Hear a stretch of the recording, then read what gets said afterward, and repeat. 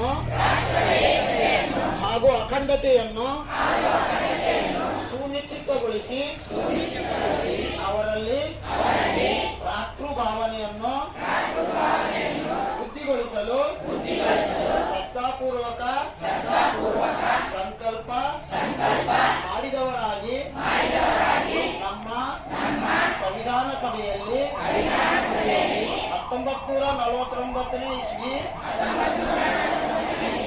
November ತಿಂಗಳ 26ನೇ ತಾರೀಕಾದ